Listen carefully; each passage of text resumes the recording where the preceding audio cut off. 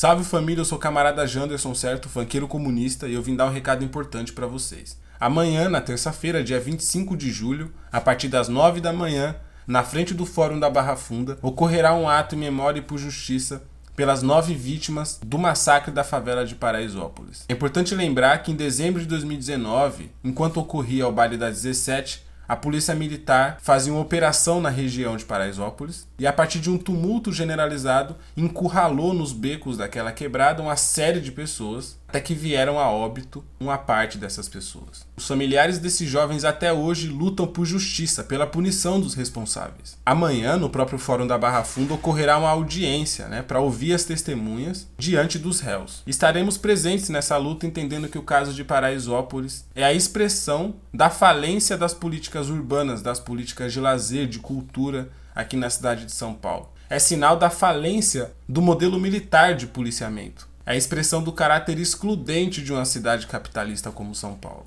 É por Marcos, Bruno, Eduardo, Denis Guilherme, Matheus, Denis Henrique, Gustavo, Luara e Gabriel que estaremos na luta amanhã. Dado o recado, eu acho importante a gente falar um pouco sobre isso, sobre os bailes funks e o lazer aqui na cidade de São Paulo. É que vários foram os pretextos sob os quais a justiça, a polícia, acabou com a festa do povo na história do Brasil. O caso de Paraisópolis foi o mais chocante dos casos de conflito entre o lazer e o descanso aqui na cidade de São Paulo. Esse conflito é antigo e ele tem relação com a maneira como as classes dominantes tratam o descanso e o lazer na cidade, para os trabalhadores, Porque para eles próprios, eles têm os ambientes privados. Tem um episódio antigo que é interessante para a gente entender o quanto que as culturas afro-brasileiras, em especial, são criminalizadas e sempre enquadradas de alguma maneira nas leis. Em 1890, por exemplo, 2 anos depois da promulgação da Lei Áurea, que formalizou a abolição da escravatura no Brasil, foi estabelecida como crime a vadiagem. Ou seja, se uma pessoa andasse na rua 2 anos depois de abolir a escravatura e não tivesse trabalhando, não tivesse indo trabalhar ou não tivesse um trabalho,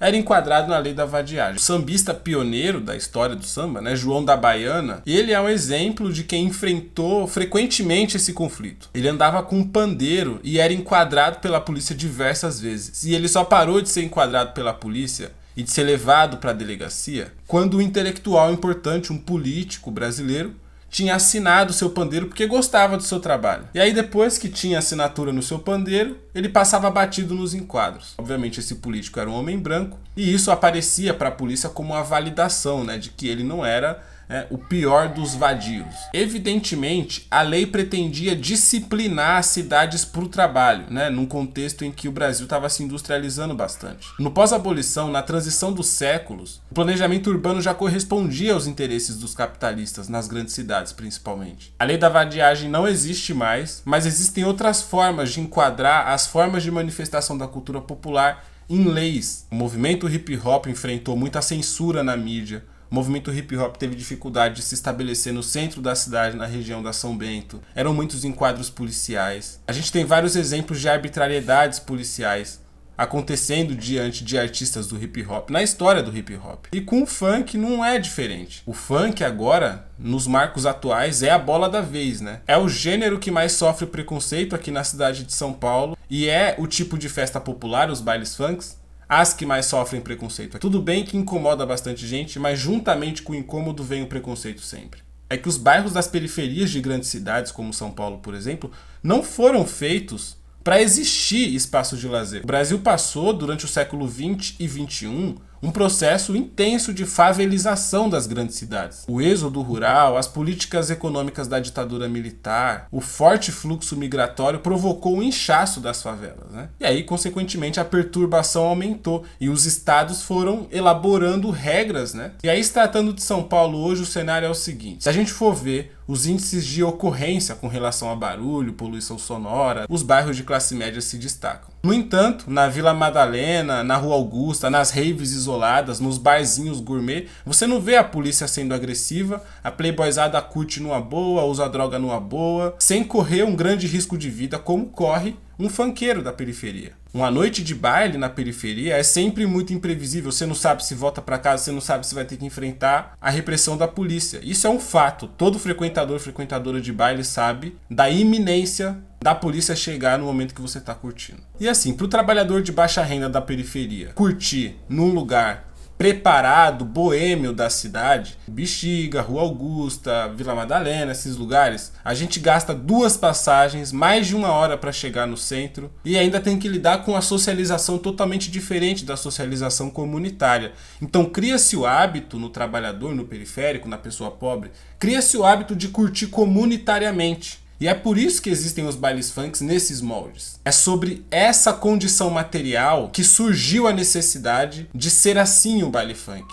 É porque a cidade é excludente. E aí o dilema dessa situação acaba sendo o seguinte: nas mesmas ruas em que ocorrem os bailes, moram os trabalhadores que precisam descansar. E não tem um mais legítimo do que o outro nessa história. Tanto quem tem que curtir, quanto quem tem que descansar, tem que descansar. Todo mundo tem que ter seu direito. A questão é que a cidade não está preparada para todo mundo. A geografia da cidade para os pobres não favorece o lazer. Então no capitalismo, numa cidade capitalista, o lazer de alguns implica no incômodo de outros. E a culpa não é dos jovens que incomodam, e nem de quem quer descansar, mas a culpa é da configuração da cidade num sistema como o capitalismo. É a arquitetura do improviso, é a urbanidade do improviso. E o fato de existirem regras rígidas para inibir o lazer do trabalhador aqui na cidade de São Paulo é a comprovação mais visível possível do caráter burguês dessa cidade. É por isso que a luta por justiça por essas 9 vítimas do caso de Paraisópolis, por outras vítimas em casos espalhados pelo Brasil, implica necessariamente na luta por um planejamento urbano voltado para os interesses dos trabalhadores. A luta contra a polícia militar, pela desmilitarização da polícia. A luta pela redução da jornada de trabalho. Então é isso, você que curte baile funk ou você que se incomoda com baile funk, precisa entender essas nuances do assunto, precisa entender que isso envolve geografia, história das cidades, envolve a questão do racismo, envolve a questão do ódio de classe, envolve a questão do planejamento urbano, envolve várias áreas do conhecimento. Suave, família? É importante que você curta esse vídeo, compartilha, comenta o que você achou e principalmente me segue nas redes sociais, se inscreva no meu canal do YouTube e tamo junto, família. Se você quiser financiar esse trabalho, a gente tem o Apoia-se, que é apoia.se/Camarada Janderson, e o Pix, que é camaradajan@yahoo.com. Fechou? Tamo junto.